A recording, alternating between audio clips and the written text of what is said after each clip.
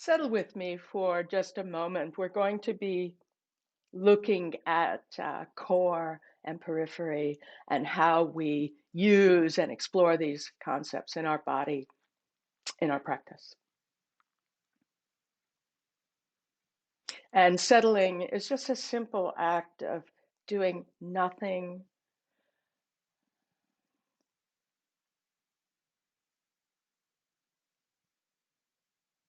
setting up the doing of nothing as the basis of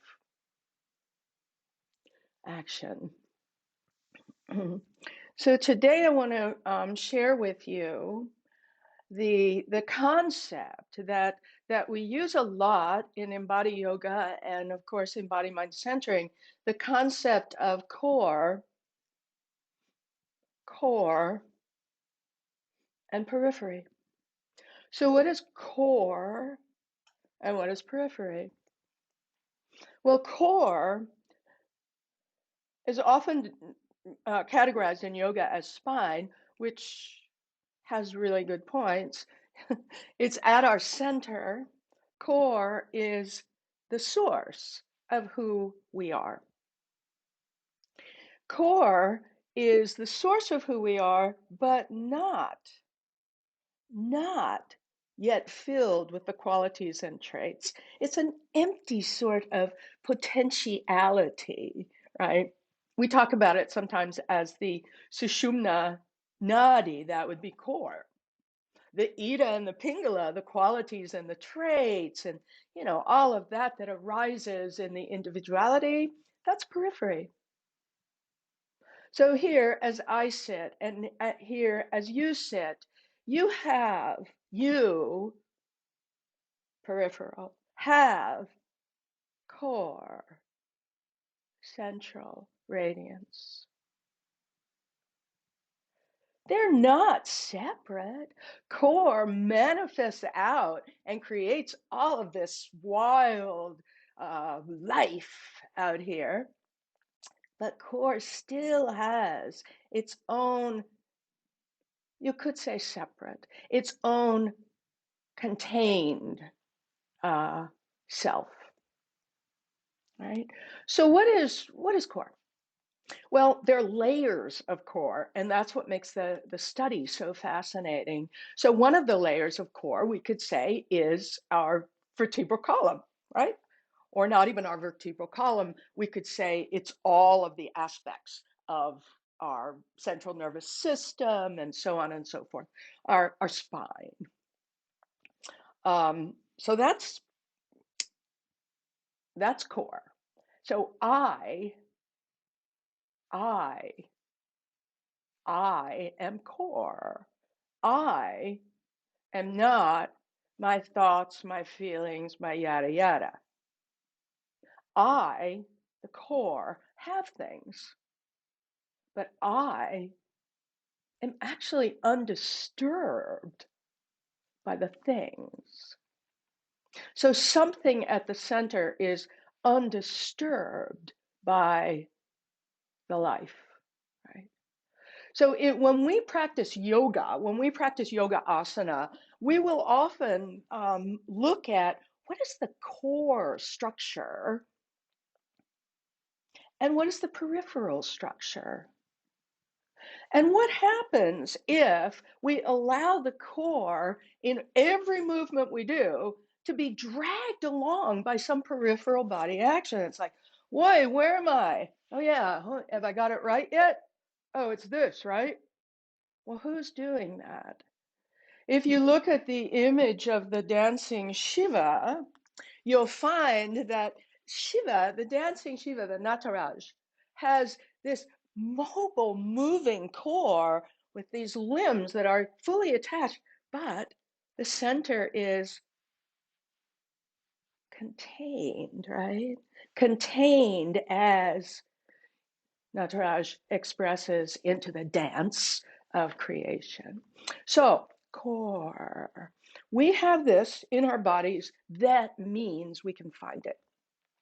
We have it at the innermost layer of the koshas, for example, at the the radiance that penetrates from the inside out through the elements of earth. First chakra. Water. Oh, yeah. Water. Fire. Thinking, feeling. I exist. Earth. Water. Fire. Ego. I got this. Oh boy. A little dangerous in there. And then air. And then space. Space is the window into finding this radiance of awareness. It's the most spacious of the elements. And as the most spacious, we in our inquiry are able to find our way. We find our way into the direct experience of space, and we find it by acceptance an acknowledgement of the earth. Okay, that's no obstacle. It's no obstacle because I don't mind it. I've accepted being in form. Okay, got that.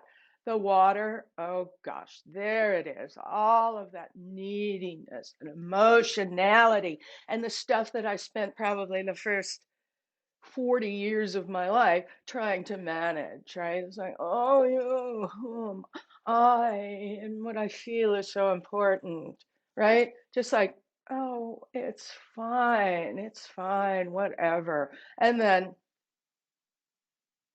uh-oh, I better be good at this. Ego. Oh, seriously? Who freaking cares? You do ego, right? You keep going in. So we've got earth, water, fire, and we're looking. And then we get in and we get, oh, the acceptance of this. Sometimes I call the muck. The acceptance, the saying, oh, yeah, that's part of the deal. I'm alive. Acceptance leads to the ability to experience something more light,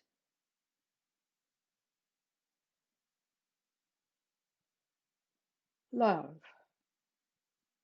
Well, the experience of love actually, because it feels good, gives way and allows us into this experience of space.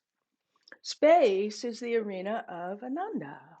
So far we're going in through the periphery, the earth, the water, the fire, the air, the space, starting to get really close to core, because into the space comes the radiance to be seen, felt, and experienced more clearly. Then, as we practice, as we do our asana and so forth, we come into this awareness that, oh, there is this spacious core, and there is this radiance flowing through it. And there is more of the density I can play with out here. And there is this fluidity of the emotionality. That's okay. And then there's the patty person.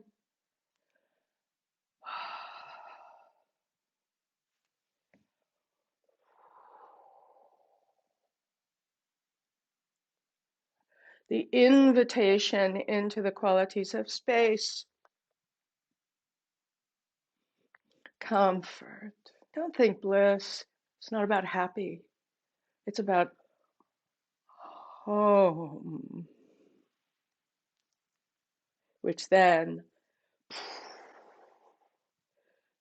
clears the vision.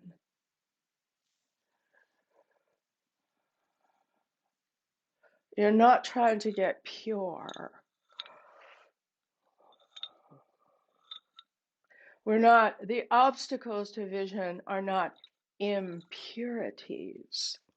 When you read in text, when you read impurity, how about you replace it in your mind as ignorance, avidya, lack of understanding, lack of direct experience of the nature of life. Persistence, patience, paying attention, practice, abhyasa, practice, take the skillful direction in, and as you get in there through the stuff by allowing the personal, don't resist the personal, it's not in the way, you get in there and then you're in, it's vairagya. You surrender to the pull of comfort. And then you go back out and you say, well, I know it's in there. And then you go back in. And pretty soon there's this access that is part of your embodied gift.